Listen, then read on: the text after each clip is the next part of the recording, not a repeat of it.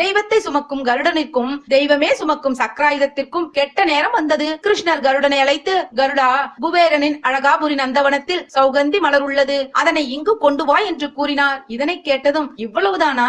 அழகாபுரியில் உள்ள நந்தவனத்திற்குள் சென்றது. அங்கு ஏராளமான மலர்களோ மணந்து மனம் பரப்பிக் கொண்டிருந்தது.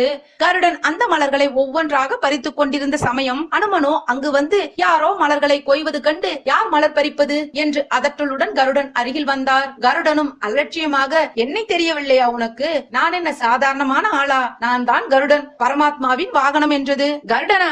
யார் அந்த பரமாத்மா? எனக்கு பரமாத்மாவையே தெரியாது. இது குபேரனின் தோட்டம், இங்கு யாரும் மலர்களை பறிக்க கூடாது, போ போ என்று அனுமன் விரட்டினான். ஓ, என்னையே விரட்டுகிறாயா?